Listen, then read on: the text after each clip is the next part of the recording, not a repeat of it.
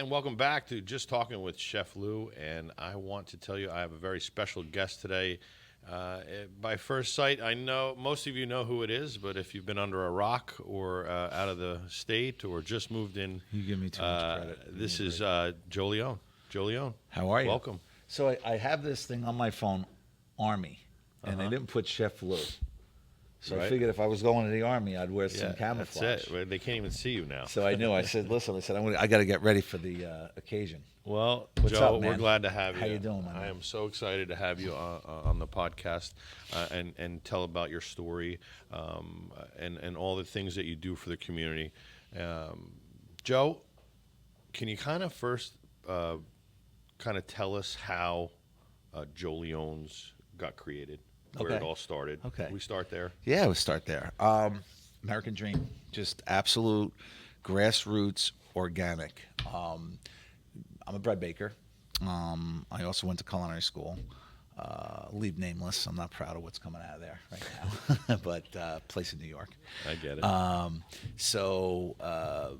And that's one of the biggest issues, to tell you the truth, when it comes to what's coming out of these culinary pipeline, schools. yeah. We'll have another podcast about Yeah. that. But to answer your question is, the customers, the community built Joe Leone's, right? So it was 1997. I'm 21 years old. My younger brother, I call him my brother. He's my brother-in-law, John.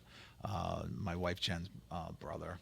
I'm like, hey, let's open up a place. We'll make some bread, some meatballs, we'll make some mozzarella, stuff like that. And, we were very bare bones, and we took the shot. We didn't have any responsibilities. I was living at my mother-in-law and father-in-law's house.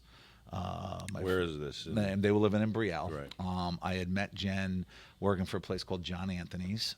He's my mentor. That's where we met. Yeah. We'll get to that, but go ahead. Okay. No, we met right after John Anthony's when I was an owner of Joe Leone's, I think. Okay. We'll talk about that. Right. But so I was working for a place called John Anthony's in Brielle, and my wife was working at the pharmacy next door. And it just started from there, and I realized that her and I getting serious, that this is where my flag is going to be planted, not only business-wise, but personal, and living in the community. And so we just took it. We opened up the doors, and So you met your wife at your job, I was working for John Anthony's, and she was great. working in the Brielle pharmacy. And I came from, so my dad lives in Lincroft. My first job up in this area, up in the Lincroft area, was a place called Giovanni's in Little Silver. Right. John Iacono, one of my mentors, he taught me a lot. And I was going there while I was going to culinary school. I'd work the weekends, and I would go to culinary school at the time, travel back and forth, and go to Brielle. And then John wound up selling the business. And I stayed on for about a year and a half or so, maybe 2 years. And during those 2 years, that's when I met my wife, Jen. And then I was just like, you know what? Let me taste it. Let me bite into the American dream. Let me take a look and do it. And had some money saved. My father-in-law invested into us and really believed in me. And I was only Jen's boyfriend at the time, and he made it happen. I'll never forget. He goes, listen, I would say to him, like, why do you want to do this? And he goes like this. He goes, I just want to have you fly, give you a little push. And he did it, and the rest is history. And when I say when you say community, the people who came in, they were telling us what they wanted. Oh, do you make pastas? Do you have specialty cookies? And I listened. Do you have? They drove the inventory. They drove the inventory. They drove exactly what they wanted at that time in 1997. I took advantage of that. Mm-hmm. I brought in a gentleman by the name of Martin Daffner. He was just a marketing genius when it comes to not marketing like the marketing that's today, basically making that market and merchandising the store. Mm-hmm. Learned a boatload of stuff from him. People were coming in and asking for platters and catering. I didn't even know what catering was.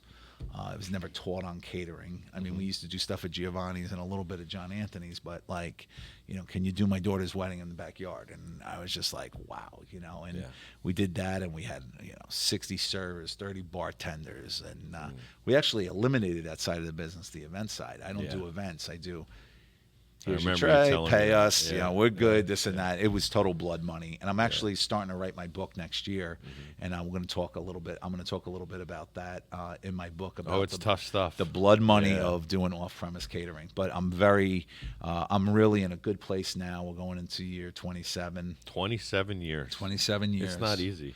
No, Yeah. it's not easy, but you know what? It's good and bad. We're at a stage where the generation is changing, where we're dealing with 20-year-olds right out of high school, out of college, in the mid 30s. They have kind of like a little bit of a different perspective of when I first opened, where I had like a lot of old school, It's a different landscape. Totally, the like digital world. different ways on delegating, on asking them what to do.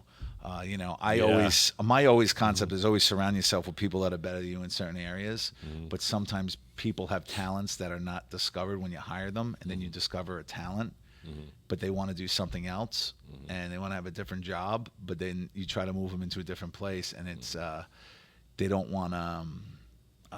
Acclimate, They don't want to yeah. acclimate. Yeah. Like that book, Where's My Cheese? Yeah. They had that book, Where's My Cheese? Where's My Cheese? Where the three mouses were looking for the cheese. It's a change, and being an owner of a business, you're trying to make the best decisions as possible.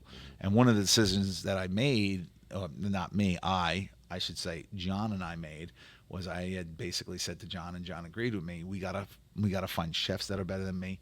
Dan Alpaw, you worked with Dan. Yeah, Danny. Dan was the best. The best. He Danny was Alpaw. great. One of my chefs. Just took, Yeah. just took everything that was in that head of his. I make that's the crab cake that I make. I was it? fortunate enough to work with Danny a long time ago, and my crab cake. We have a which version is- of his crab cake yeah. using the heavy cream. Yeah, that's it. Right? That's It's exactly good stuff. It. That was the stuff. Nobody will do it because it costs too much to do. Right. But shout out to Mr. Alpaw. Yeah, Dan, Yeah. he's awesome. And then then I have a guy, Chris Garcia, that came in. He was one of my first employees of the day. Willie Garcia. These guys are all in my kitchens now. I used to work for Vincenzo. Yes, and Vincenzo is a very different story. Vincenzo came to work for us as a chef, Mm-hmm. and now Vincenzo basically works with my father in the maintenance department. Yeah. And he's doing great. He is a master of all talents. Everything. Vincenzo. He bakes, Yeah. he cooks, he knows how to build. He was inside the industry for a long time, and it'll run you out. But he definitely. Yeah, well, again, I took his talents and just gave him an shoot of it, and Yeah. then he, Perfect example. he was a chef. And I said, you know what? I need a baker. He went into the baker. The man does everything I ask him to do, and now he's very well. And now he's a second to my father, where my father's semi-retired, and my father oversees him. But I mean, he got Vincenzo like putting pavers in the ground to Yeah. building things. And Well, you have a lot of Vincenzo's a big great building. family member of Joe Leone's. I mean, he's just an incredible person. Then I have Willie, which is Brothers of Chris, which is learned. Then we have a guy by the name of Rigo that's in our kitchen. How many He's total awesome. employees do you have? We're like, I believe, as of last week, I think 187 That's at this a lot. point. That's a lot of personalities. So Yeah. good for you. You're doing a lot, employing a lot of people, and that's 3 different spots. Are we? Well, that's our full company. So, Right. like, we have our wholesale bread bakery, our kitchen commissary. We have our main store. We have our store in Manasquan, and we also have a small outlet over in Seagirt. How do you procure? Before we get into some other things, how do you procure your ingredients? Is it something that's We have a near and dear to purchaser. you? Yeah. We have a purchaser. I mean, we do bring in a lot of product. There's a lot of organization. Currently, we have one guy, Patrick. It's typically lined up to being the best, though, the best of ingredients. Yes, Yeah. and then they have the task of, and then when I say they, Adam Garcia, he oversees all the transportation, all the culinary background development, director of all the culinary of making sense what goes to what place, what we're purchasing. But a lot of logistics. Patrick and my brother-in-law John really looking at the prices, looking at what's coming in. Pricing. I kind of me as the culinarian, sets the quality of what we do, and we just don't We don't go away from that standard, quality, yeah. but we stay within that. Our chicken, Oh, it's our phenomenal. cheeses, everything that we do, our heavy cream, our mayonnaise, everything that we do. I set the expectation. They go and get it for the best price possible, Yep. and that's how we make it all work. Yeah, because there are We levels. standardize our recipes, Yeah. and There's levels and ingredients that many don't understand, and when you walk through your store, you look and Well, thank you. there's And I mean, definitely- we have veteran people like Liz Bova. She's Liz Hayes. She came into Joe Leone's with creative stuff, and then she did a couple other things with Joe Leone's, and she was our operations director. And then we had to revert back to, hey, listen, we really need this spot, Yeah. and someone like you that's detailed to just make those things happen. And doing the recipe format makes the cost better because of the ingredients. And there's so much technology now with costing apps, and Sure. I don't know if they're called apps or software that do costing on there. So those are the things that we've gotten better at with pricing and making sure things aren't we're not overcharging and not undercharging. And the thing is like with me, I'm always, as the culinarian, I'm always setting this expectation of the quality and also the method of making the food. yeah. But also always saying to them, listen, I want you to buy the best. I got John that's set for making the prices work. And I'm always whispering in his ear, like, listen, we want to make sure you get value when you come into Joe Leone's. We want our customers to not feel like, oh, I'm taken advantage of, that was too expensive. Like, one of my nightmares is somebody saying, oh, I got this sandwich. It cost me this much for what? We give a nice sandwich. We give a nice, and those are the things of giving value to the guest. And those are the different types of stuff that we do. No, I get it. I mean, I understand exactly where you're coming from. I have the same situations when people don't understand right now the pricing of quality is out of control.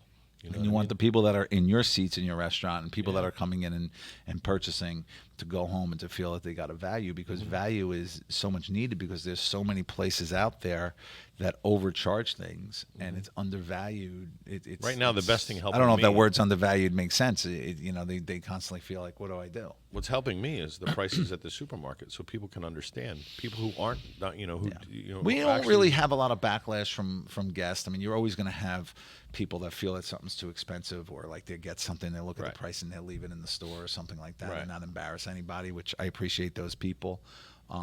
But catering, I mean, trays, and coming into Christmas Eve, I mean, you're looking at something where we're charging I don't know, $84 for an antipasto, where in 1997 it was like $27. Exactly. So it's just, and then the difference. Italian imports that I'm using, and our fresh mozzarella, and all the different stuff that Just we on do. the importation alone, the price increasing. Now, I want to get back to, I met this gentleman in 97. I'm working at Manhattan Steakhouse, and my boss comes in to me and says, and we have a huge basement, which, by the way, that whole building's leveled now. I didn't know if you that knew right? that. They leveled that Manhattan whole building. Steakhouse. I met you. I'm thinking In back. the basement. I met you in the basement. Yes, going in there and allowing me to use. We had big refrigerators and freezers, and you had big orders coming in for your catering, and you needed space. catering up there in Ocean. I Yeah. needed that for a hub. And you know what? I gotta say, I'm sorry. I forget the owner's name. Jamie Hoyas. Okay. Remember? Yeah, Jamie. Yeah. I mean, guys like that, or people like the Bazaars of the world that own Europa South back in the day, allow me to use their refrigerators, allow me to use their freezers, help me along getting away. Those are the things that's positive, and I always try to do that for my team, let's say my peers in the industry.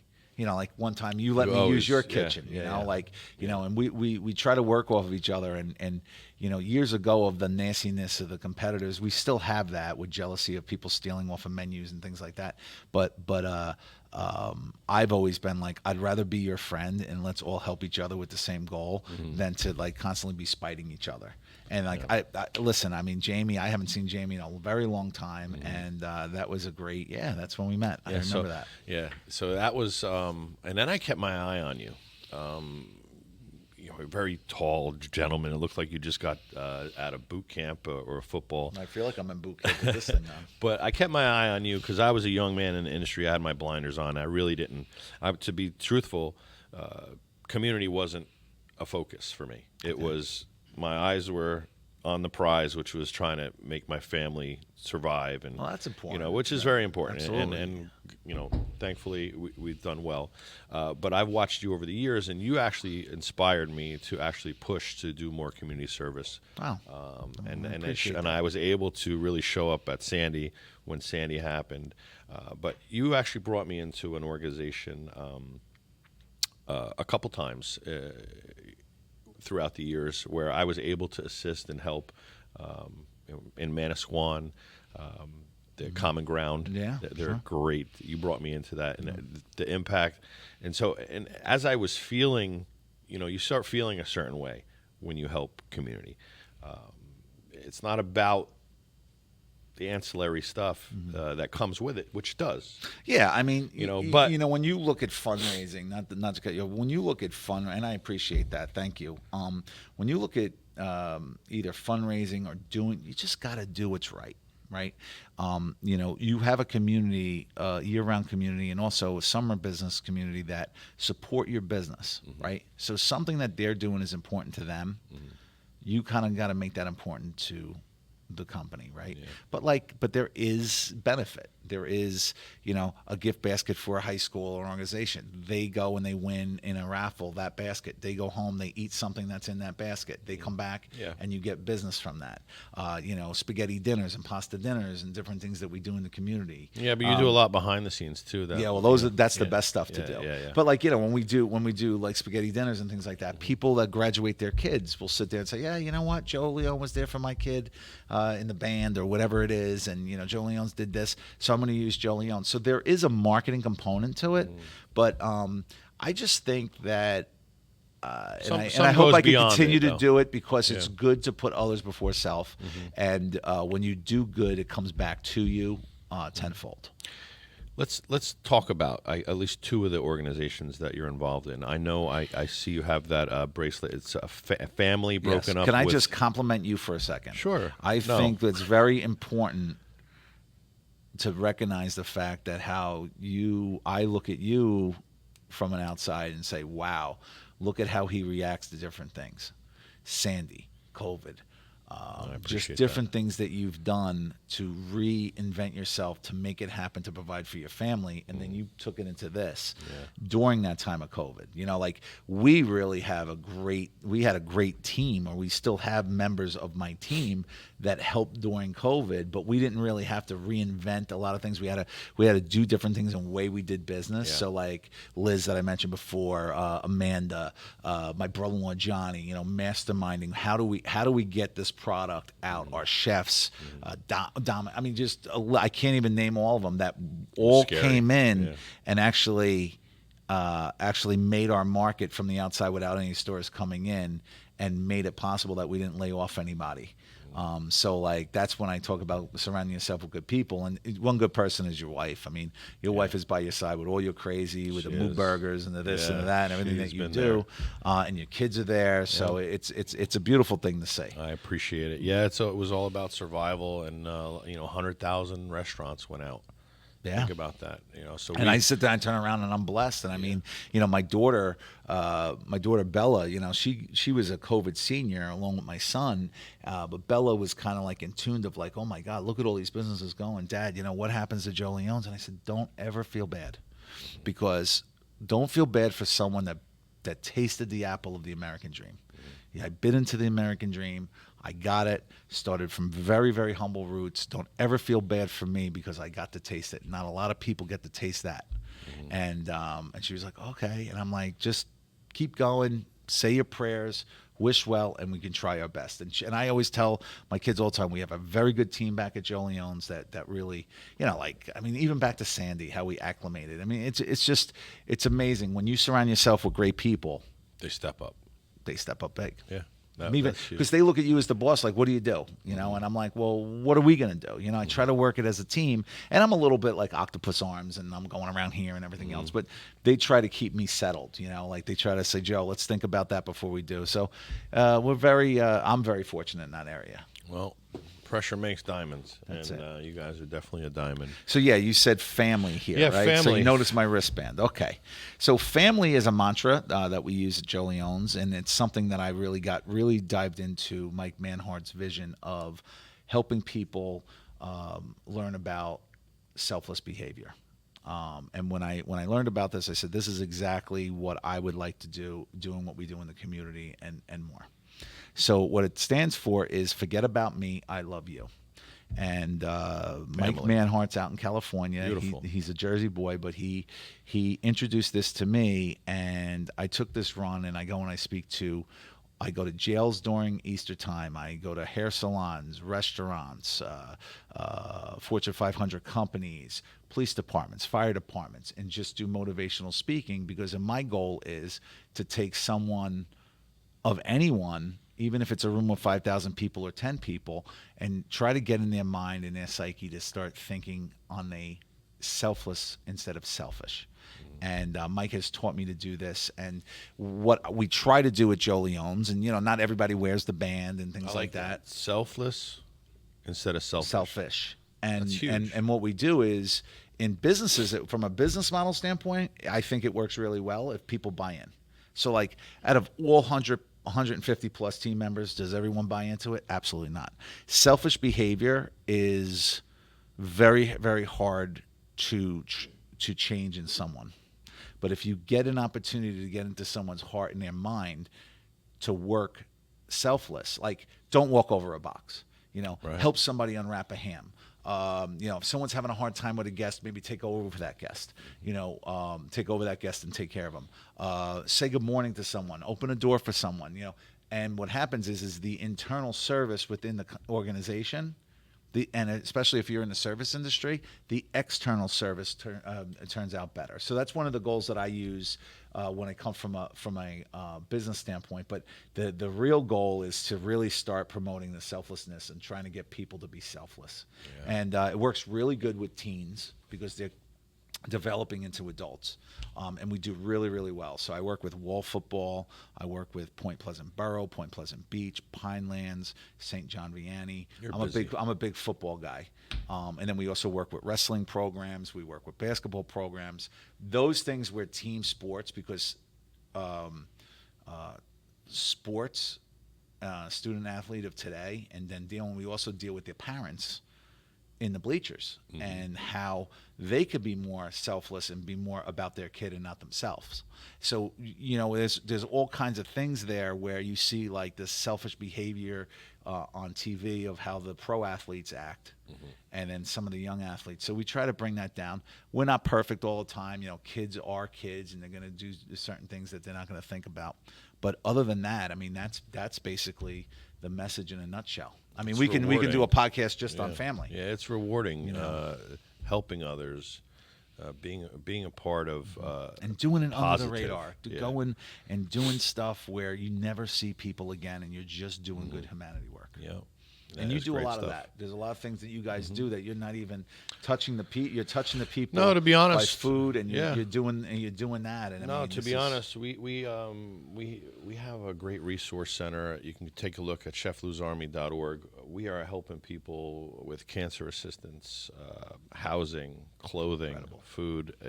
And you just go to. It doesn't have to be in our box of food. I mean, food is our base, but like doing stuff for common ground. Yep. Sharing our talents with some of the kids that have lost loved ones. Great organization in Manasquan. Common Ground. Lynn Snyder will be on.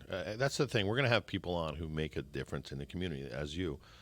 And that's your part of selflessness instead of selfishness. I like that. And finding those people in the community, should be easier.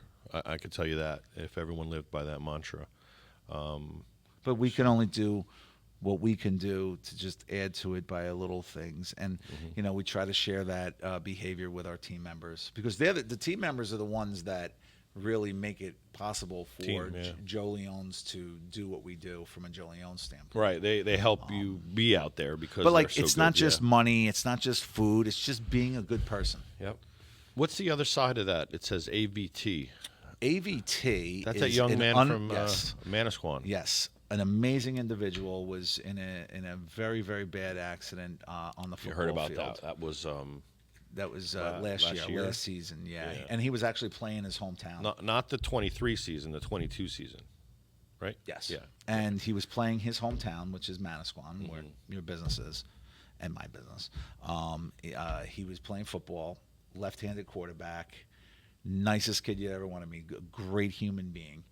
Was tackling someone and just hit him the wrong way, and That's he terrible. was, and they were telling him that he was going to be on a respirator and can't move his arms and hands and stuff like that, and everything else. And with the power of prayer and support and positiveness from his mother Deborah and Richie, his father, and the aunts and the uncles and everybody around him, the positiveness. He is positive. He is I think that this happened for a reason. I don't know what that reason is, Right. but he's very inspiring to myself. I get to pray with him. I believe in Padre Pio praying to saints. So praying through saints is an intercession to Jesus to help others with miracle. And we took a trip to San Giovanni Rotonda, where Padre Pio is, and we pray to him every single night and do a prayer. And he's actually coming back, and he has so much work ethic. He goes down to this place called Project Walk, and he's up there and he's moving his hips and he's moving his arms and he's That's doing good dips stuff. and he's putting weight back That's on. good to hear. And he's doing really good. Yeah, so we did this. This is the brown one for Padre Pio. We wore these bands over in Italy, so I didn't even realize I put this one on this morning. If you have anything going on in the future for that kid, you just let me know. I'll Yeah, help you out. I I want to appreciate it. turn the channel something a little fun here. I want to do a quick rapid fire, get your responses. Oh boy, Yeah, you this didn't tell is me about the this. Quick rapid fire. Rapid fire. Are you a Army. morning night or a night owl? I don't sleep much. You're both. I'm both. I don't sleep much. I toss, I turn. I'm always thinking. I think that, and I don't say this. I hope I'm 100. I live to over 100. You get a lot of sleep when you're dead. That's what my grandmother And, used to say. I'll rest when I'm dead. I'll rest when I'm dead. So Sicilian or thin crust? what's that? Pizza? Yeah. Thin crust. Squan Tavern. All right, Swan Tavern. Went right to Swan Tavern. A book that you've been currently reading or love? Actually, some things I'm dealing with some changes and things like that. So I'm actually reading this book called "Where's My Cheese." That's why I mentioned the point about changing, adapting to change. And I'm really thinking about getting every one of my team members this book, because we change every day, do something different, and it's adapting with change. Where people are used to getting their cheese in the same place at the same time, Where's or my the mice are cheese? able to Where's do it. my cheese? Where's my cheese? Yeah. So we're trying to break that apart. So that's a great book, and I'm also reading a book, Letters of Padre Pio. I'm really taking a lot of interest in a lot of his miracles Interesting. and stuff like that. Yeah, my friend Miracles, John they Gufo, happen. he gave me a book, and it's just outstanding. Can can you tell us a place you always wanted to visit that you haven't yet? That's a You've been really, around. really You've good been one. around. So I really want to go to the Holy Land. Okay. I really want to go to the Holy Land, but it's not looking good right now. No, unfortunately, it's, God bless those people. hope it's and still there. everybody over there, both sides of everything, they're fighting It's in a mess. Ukraine, everything that's going on. I was planning a trip to go to for my 50th birthday, which is 2 years from now. So I'm praying for peace, not for my own benefit, but I would like to see where the man walked and where he lived and Yeah. where he saved the world.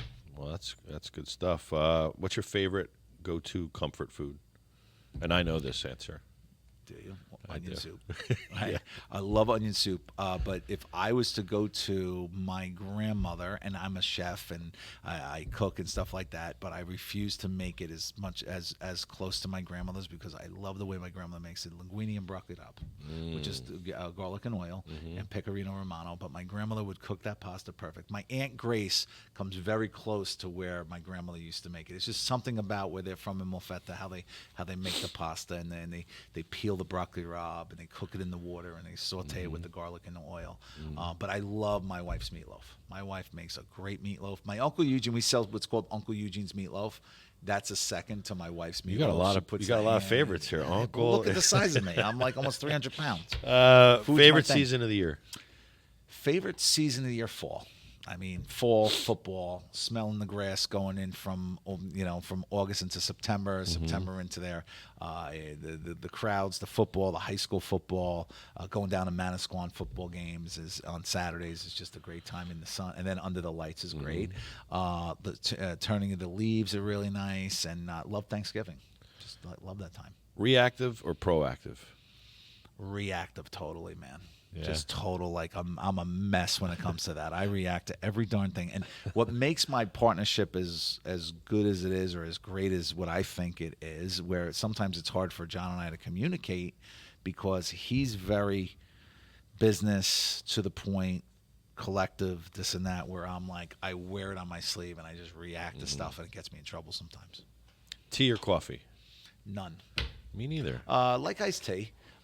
Iced tea I can do. Yeah. Something you yell at me Talking all about the time hot, is- yeah, You're Coca-Cola. talking about Coca-Cola. You're like, will you stop Nothing against drinking this? Coca-Cola, but a lot of sugar. Huh? A lot of sugar. A lot of sugar. Too much sugar. I order a Coca-Cola in your restaurant. I say no. And all of a sudden I see this hand come by and take the Coca-Cola. And Yeah. be like, I say no. I take his soda away. thank you. You're saving my liver. If you or had whatever. one Not liver or superpower, whatever. what would it be?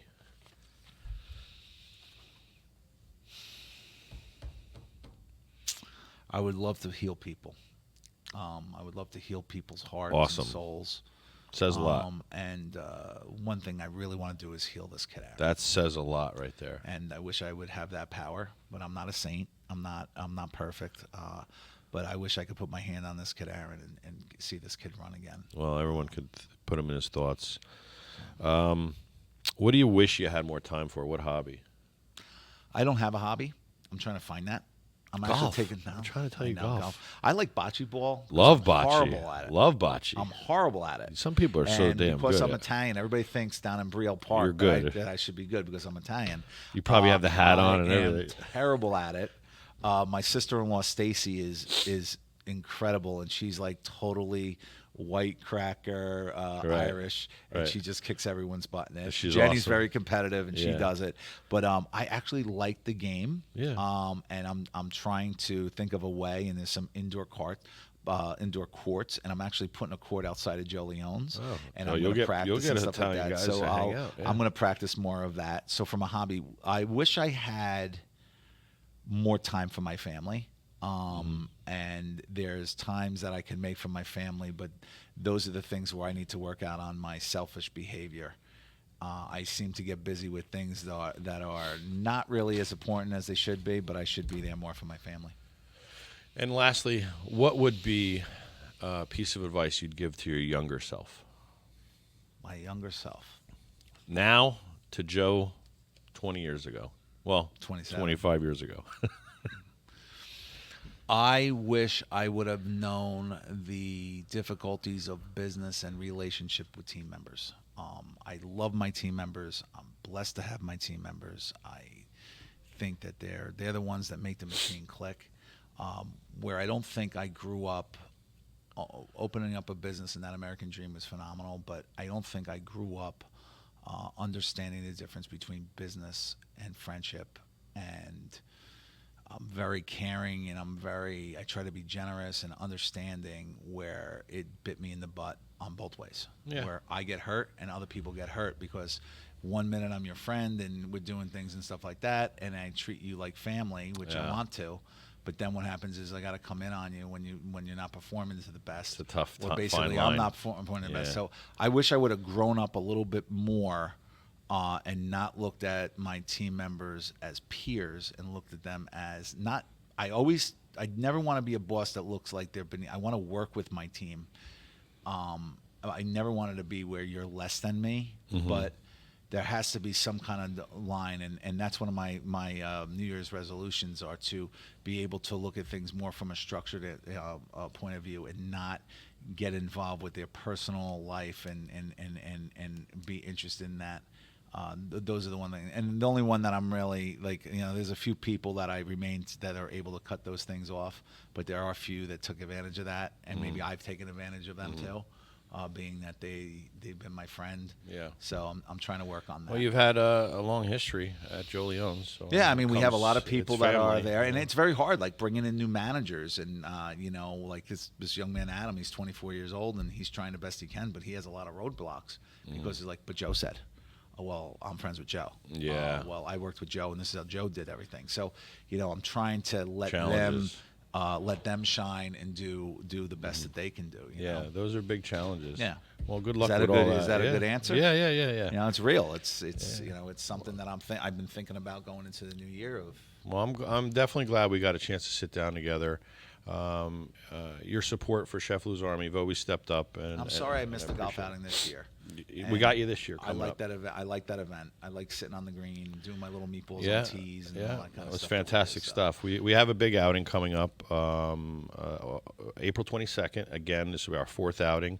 So if you have any businesses out there that are interested in supporting, we're glad to have you. But just imagine a world where food is more than just a necessity or a pleasure. You know what I mean? But a tool for positive change. And that's what we envision at Chef Lou's Army. And it's the heart. It's a movement that harnesses the power of culinary expertise, community spirit, and the passion to make a difference. And we appreciate everybody that's involved, all the team members. It's not about Chef Lou. It's about all the individuals that make it happen behind the scenes and all the people that we impact. And Maybe Wingman could put like a nice thing like Chef Lou's. Yeah, I got to get a new. I like that. I'm gonna wear this setup. on the green, I think. I like that setup. And then I'll be hiding behind the trees when you're playing golf. Yeah, and no, hitting those balls. So I don't want to get hit. I want to get you out on the golf course. I think you'll like it. It's very peaceful. It's very peaceful. Listen, put a football in my hand, I'll run over you. It's different. I was I'm the not same hitting thing. a little ball. get You it. know what I mean? You were a good baseball player, from what I understand. Yeah, we won't talk about that. But yeah, I had a cannon. But I want to thank Wingman Planning. Without these guys, this isn't possible. If you need anything for your business on the media front, he's all things digital. So look up Wingman Planning, Tom Mirabella. And a special thanks to 24 Hour Hoods this week. I had an emergency, and they hopped in a matter of seconds, did my hoods for me. Fantastic job. But thanks for coming out today. I appreciate it. And I think we're going to see him again. Yeah, I would love soon, to. You know? Maybe when you're on vacation, I'll host a show. Vacation. think? What's How that? did What's I do? vacation? You did I'll great. show you. But Lou, thank you so much, pleasure. man. My pleasure. You got my onion soup? Yeah, let's go. Let's All go right. get some.